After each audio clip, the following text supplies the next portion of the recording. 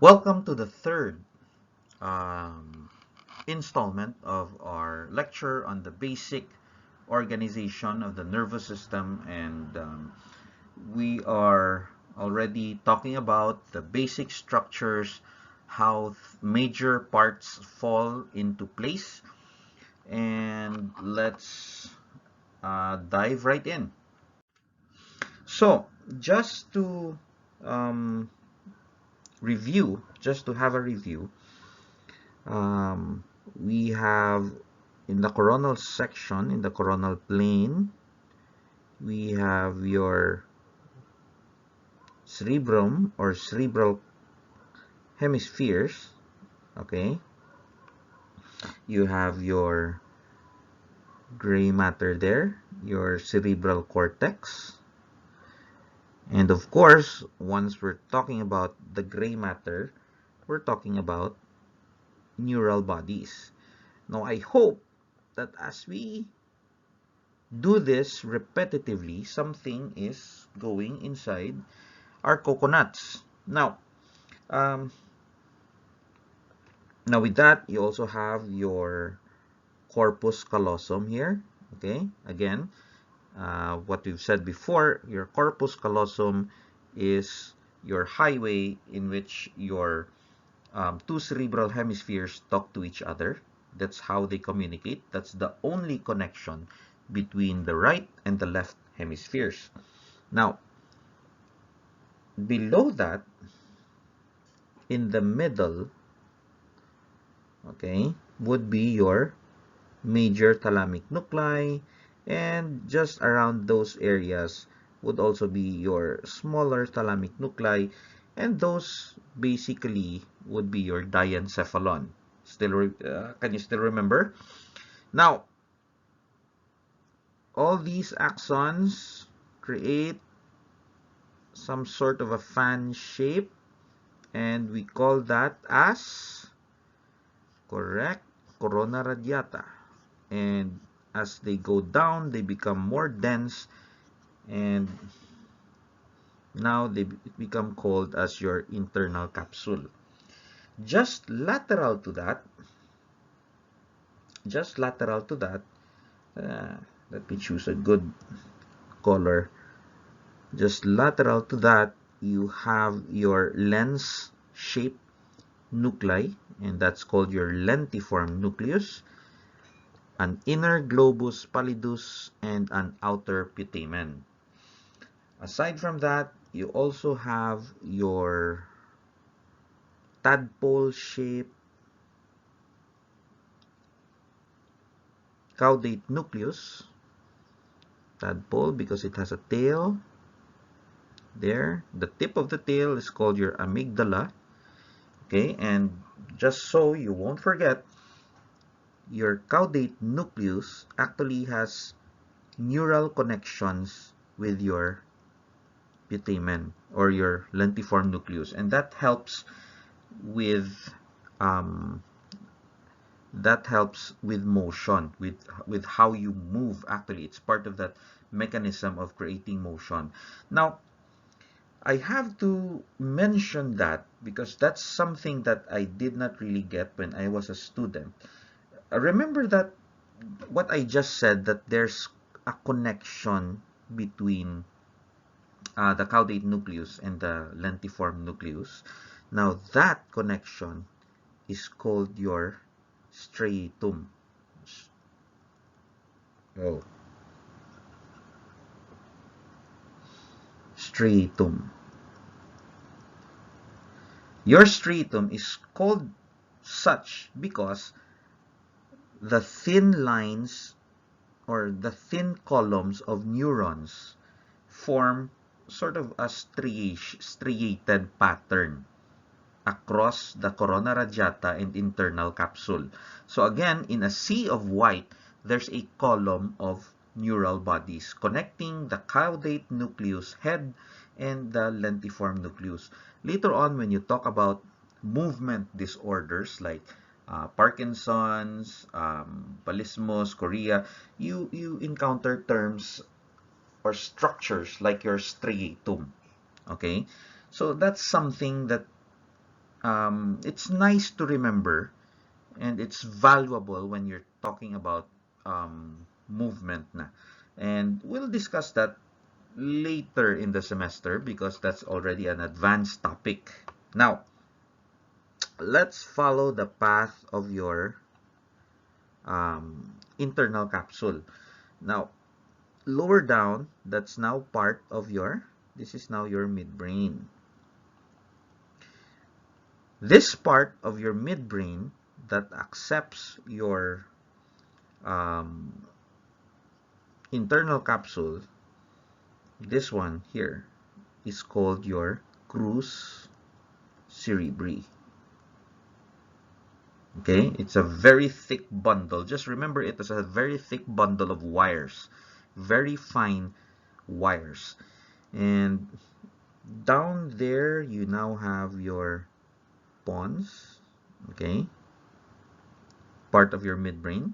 Sorry, part of your brainstem as well as your midbrain. No, your midbrain, pons, and medulla is now part of your midbrain. Okay, so there. So your axons go down here through your medulla, and now we go to your spinal cord. Okay, and it continues going down. Of course, when I say going down, basically it's not strictly just going down. It's going, some are going up, some are going down. Okay, so now actually it's another topic, your tracks, your the axons going down and going up is another lesson for another day. Now we've gone, or we've arrived at the spinal cord already. So let's clean this slate. Okay, now we're talking about the spinal cord. The spinal cord is still part of your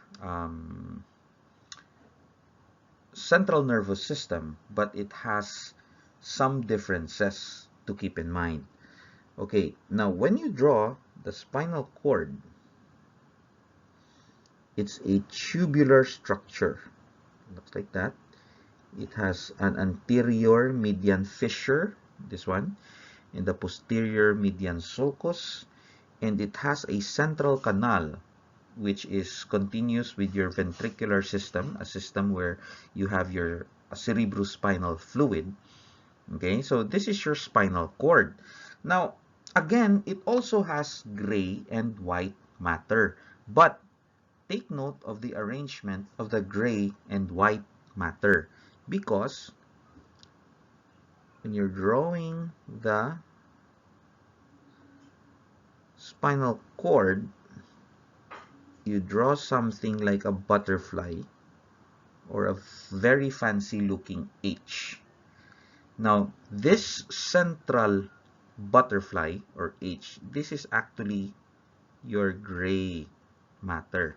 So in the brain, your gray matter is usually outside. The outer layer is gray. That's why it's called cerebral cortex. In the spinal cord, you can see that the outer layer is white. The inner layer is gray. And again, what we are talking about, or when we deal with gray matter, is that you will find neural bodies, okay, in your gray matter, and you will find axons in your white matter. Okay, so just to give you a preview, or just to give you a bird's eye view of most things, so you have your brain, you have your midbrain, your pons, your medulla. Of course, I'm just making them extra large. And then you have your spinal cord here. And then let's put up that cross section there. Okay, now then you have your gray matter here and your gray matter here. Okay, now once you go, let's go back to your spinal cord. Look at your spinal cord, the gray matter. It looks like a butterfly. And what's nice with your gray matter in the spinal cord is that it is divided into motor and sensory already. Okay, the anterior part is motor. Other term, efferent. Okay, the posterior part is sensory or afferent. Okay, so if you find neurons here in the posterior part, your dorsal root ganglion is here, this one here. If it's in the posterior part, it is sensory. If you find it in the anterior horn, you call it motor. In fact, these neural bodies, they are called AHC, anterior horn cell. And just by the location, anterior horn cell, they are definitely motor in function. Now, so let's what do you call this? Let's review, or let's have a bird's eye view of everything. You have let's say you want to move your index finger. So you have a neuron here in the cerebral cortex that's assigned, or its function is to govern the function or the motion of the index finger of your right hand. Okay, so what it does is, well, it has its axons that go down here through your corona radiata, internal capsule, crus cerebri of your midbrain, pons, medulla, crosses, goes down here, and it synapses with the anterior horn cell that's assigned to your to the muscle that moves your index finger. Let's say it's FDP. Okay, and so your anterior horn cell has its own axons. It goes out here and it goes to your muscle, your FDP muscle, and moves or makes the muscle contract. So you can see that you can see the main wiring diagram of the central nervous system that connects to the peripheral nervous system. Okay, when you talk about the motor function, you basically see how many motor neurons do you see in this picture here. Count. You have 1 and you have 2. Usually you have that number. You have one that's on top and the other one which is on the anterior horn of your spinal cord. Let's now go into the terms upper motor neuron and lower motor neuron.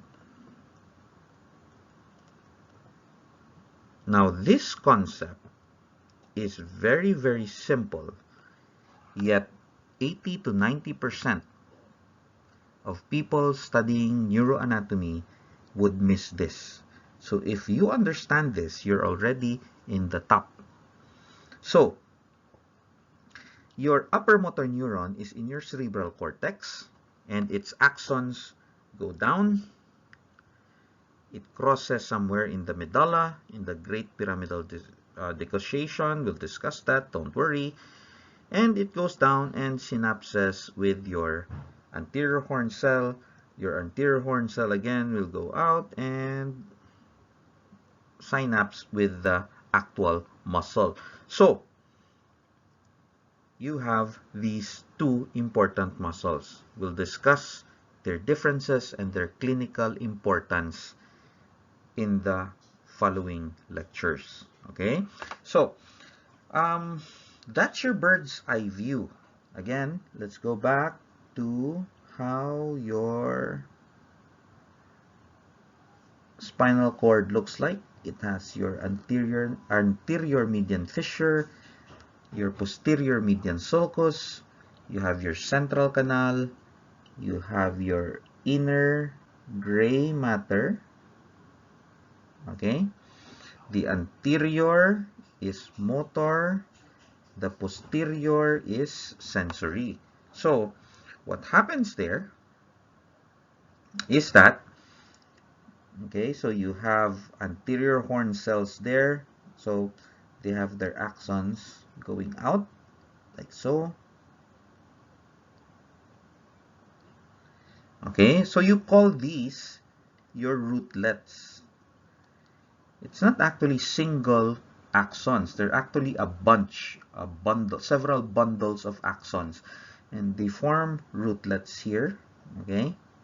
Now posteriorly, you have the same thing going. You have your dorsal root ganglion. Again, you have your posterior rootlets. Why are they called rootlets? Because they're very small. Now, they join together. Okay, they coalesce, they join together, and now you have your spinal root. Okay, and from that spinal root, some 2/3 go anteriorly, 1/3 go posteriorly. Now you have your nerve, spinal nerve. Okay, so going back, you go to roots, rootlets, root, and spinal nerve. Now, if for example you're Hannibal Lecter and you took a knife and you cut these rootlets, what would happen? Would there be a sensory deficit, motor deficit, or both? The answer is because it's anterior, these rootlets are motor. So these are pure motor axons. Posteriorly, these are pure sensory axons. Once they combine, it is now mixed. So if you cut here, you will have motor and sensory deficit. If you cut here, again, motor and sensory deficit. If you cut here at the back, only sensory. If you cut here in front, only motor. Okay? So that's basically it. Your spinal cord has, your spinal cord is divided into cervical, 8 cervical, 12 thoracic, 5 lumbar, and 5 sacral, plus a little bit of a smattering of coccygeal. But anyway, you have different levels there, each with its own anterior and posterior and your own spinal nerves. So that's basically your overview. And for our next lecture, we'll now be talking about nerves or neurons and their corresponding nerves, and probably we'll touch up on receptors. Okay, so see you then.